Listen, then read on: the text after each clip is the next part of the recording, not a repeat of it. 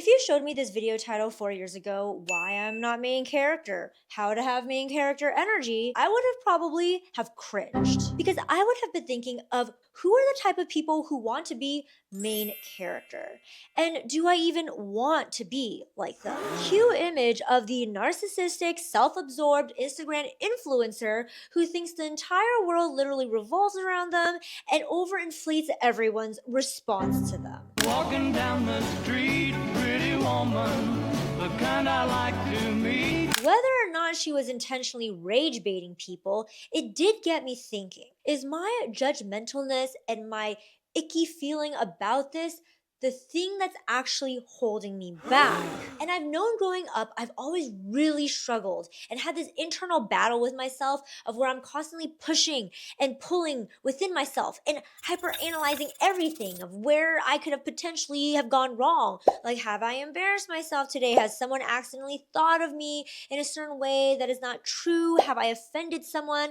Have I made someone dislike me today? Needless to say, growing up, I felt kind of exhausted being inside my own head sometimes. But going back to that icky influencer that could have potentially have been rage baiting me, did she rage bait me because deep down I'm just jealous of the fact that she doesn't care at all? She doesn't overthink in this way at all. And a part of me actually wishes that I could be as free as her. That is the question that I'm going to explore. By the way, this video is a part of my own Your Game mini-series where we explore the one and only game that you can play, that you can own. Find your uncopyable game by subscribing so you don't miss out on an episode. If you really want to build that brand, build that empire, build the vision that you want, truth be told, you are going to need a little bit of that main character energy. So now that we're on the same page,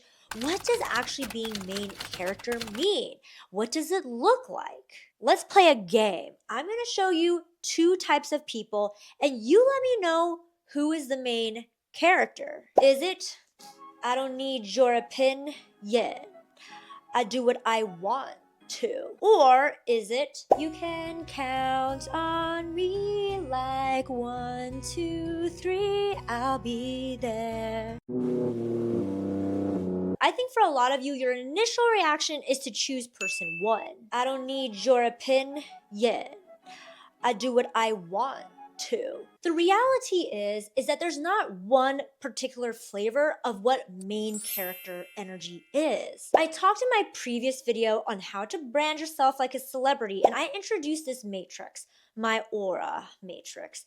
And we have seen actresses in all sorts of energy fields be able to build amazing careers, and it wasn't tied to a specific aura. There are success stories in all of the different auras. In other words, there's not only one way to be a star. But how do you create this main character energy when you do not feel it? How do you fix sidekick energy syndrome? There's actually many different reasons why someone may not be fully stepping into themselves, but for the sake of my mental sanity for this video, I'm gonna try to keep this video under 30 minutes and not create another 2-hour-long masterclass anytime soon. I'm just gonna talk about one of them right now. The first is the unconscious of subconscious mental programming. Let's unpack what that is. We need to be aware that, number one, our environment growing up and how that has shaped us, but also our environment now and how that is shaping us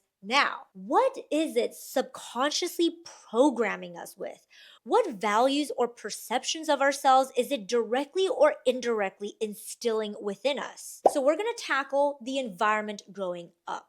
There's 2 ways that it makes you the human being you are today. I talked in my How to Brand Like a Celebrity video how sometimes we have preconceived values and notions of what are the good attributes that we should embody. AKA, when someone has this attribute, they are seen almost like the top dog, the star of their particular inner society. There's 2 ways that it could have molded you. Whether or not you grew up in a family that valued ambition or accomplishments, or in another family culture that prioritized stability and peace, the mere fact that you grew up in a group valuing certain things, this is going to lead you to either adopt it or actively rebel rebel against it. And by you reacting by adopting it or actively retaliating against it, it's going to start shaping your actions, which shapes your life direction, because you will start prioritizing and deprioritizing certain things, which will ultimately lead you down certain paths. But like, why do we even need to be consciously aware of any of this, of how we grew up? Because this is where we can start developing how we want to actually intentionally put ourselves out there, but it also provides context on like why we feel unclear. Now, the next thing to be aware of is that your environment growing up isn't just molding you into the person you are today by making you value or not value certain things, but how it has actually indirectly shaped you in ways that you have never even noticed before. Okay, so I'm about to go many layers deep on this one, so put your seatbelts on. So my last video, I gave y'all a homework assignment, and I told you to find your Myers-Briggs. Now, if you're not familiar with the Myers-Briggs, essentially you are trying to put yourself into one of 4 categories so that you can find your personality type. Now, Myers-Briggs has many different layers within it. Like, you can go really geeky and nerdy, which I have. And so some people think that you are either feeling or thinking. But within feeling, there's actually, are you introverted feeling or are you extroverted feeling? Like, for example, 2 people can say they're highly attuned to feelings and energies. They're highly sensitive. But highly sensitive can actually mean 2 different things. Because I have came across people who say they're both highly sensitive, but one has a more self-focused energy around them, while the other has a more other-focused energy around them. Now, what does this mean? When someone is introverted feeling, they typically use themselves as a reference point whenever they're processing. For instance, their initial reflex reaction to processing energies and feelings is, I am extremely attuned to what I feel, what's true for me. How does this environment make my nervous system feel? What is it making me feel? So I'm not saying they're selfish, but I'm just saying their initial reflex processing is to look inward to see, does this fit well with me? Now, if you're extroverted feeling, your reference point and how you process emotions or feelings or energies is through outside. What that means is that your initial reflex reaction is that you're highly attuned to what other people are feeling, what the group needs, how is the emotional energy around the entire group. So you're constantly seeing, like, how does everyone feel? Is everything okay? Does the vibe feel off? Do I need to adjust to help the group? Do I need to adjust myself to harmonize the outside energy? But notice how the initial processing reaction is outward in focus, not inward. Now, I want to make a disclaimer that you're not just introverted feeling or extroverted feeling. It's not mutually exclusive categories, meaning just because you are FI, introverted feeling, that you have no FE, extroverted feeling capabilities. Most likely you do. Everyone has a blend of both, but it's on a spectrum. Some people are just more dominant on extroverted feeling. Some people use extroverted feeling a bit more. Again, spectrum. And this is going to be very important later when we go even deeper into this nuance. So stay with me. So to reiterate, everyone is on a spectrum. So depending on who you are, you could actually be more FE than someone, but also FI compared to someone else. And also this changes through time because, well, we human beings change through time and we like develop certain skills, we develop certain attributes. So this is always in flux. Now, to explain why this spectrum thing is going to be important just a bit, I want to talk about how, generally speaking, if we were to just zoom back out, whenever we're in a collective group, naturally, as a collective group, whether we are conscious of it or not, everyone is going to be reorientating themselves to maintain energy harmony. That's why I don't know about you, but I've noticed that we always see pairings and things that are always the opposite. Like whenever you see a husband and wife, there's an element of opposite energy there. And it's because I believe that this natural energy harmony phenomenon is what human beings just naturally gravitate towards. Here is the question that I want to pose for us.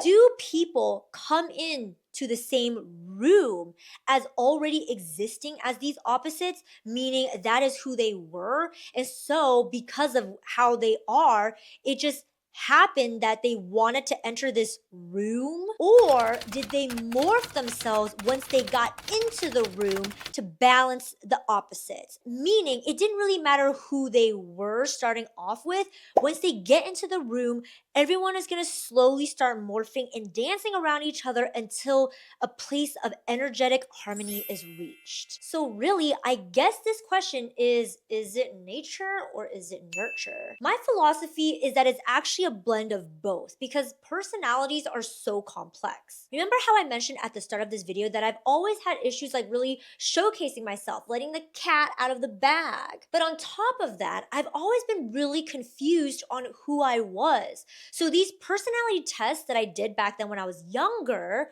I was always really confused because I always felt that I could be multiple things at multiple times within the same day. So I just felt kind of like unclear on who I was or what I brought to the table. Now, there's a reason why I brought up that FI versus FE and the fact that it's on a spectrum. Because if I was to get oriental on y'all and bring in elements like water and earth, I would say that when you are introverted feeling, aka you're more in tune with yourself and your initial processing is how does the environment make you feel?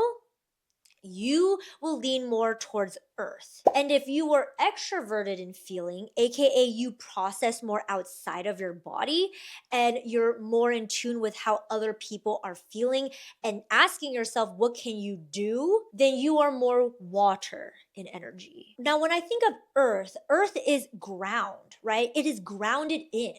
And water is more mobile, it's more floaty. And what happens when earth and water clash? Well, earth is earth, but water moves around. The water will move and flow around the rocks. Now, after reflecting upon myself for some time, I came across a realization. See, I grew up in an environment where a lot of people had a lot of what I called that stabilized earth energy in comparison to me, again, on a spectrum, meaning they leaned more earth than me. So therefore, if they're leaning more earth than me and I have more water than them, then it's them planting the flag in the ground and me mobilizing around that.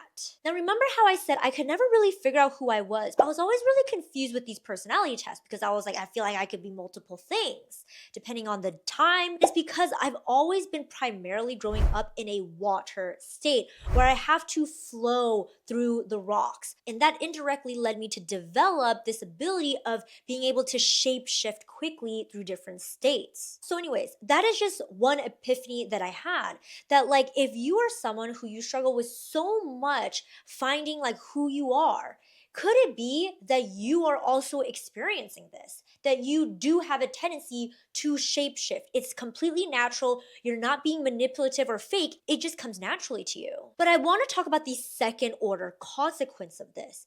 Because let's say you are someone with a lot more water in your personality. You process outside of yourself. You're always shape-shifting, reading the room, and then adjusting on the fly. But let's say, for example, going back, you are in an environment with a lot of heavy earth energy around you.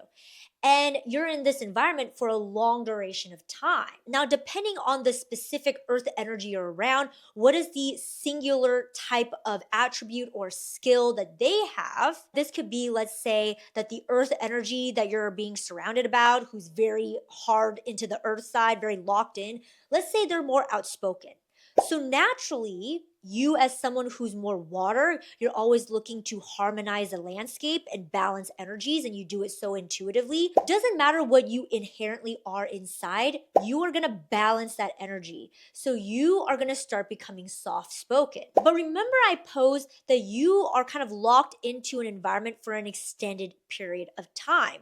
Whatever attribute or energy state that you shape shifted into to balance out the entire energy harmony of the entire environment externally, what ends up happening is that this is no longer a fleeting state where you have shape shifted and played in and flowed through. Now, because you are in this position for an extended period of time, this attribute starts locking itself into you because it's becoming overly developed to the point that you may start thinking this is you. Because it all started with the fact that initially you were more water to begin with. But I'm gonna pose, what if instead you were in an environment with someone who is actually more water than you and you were the earth?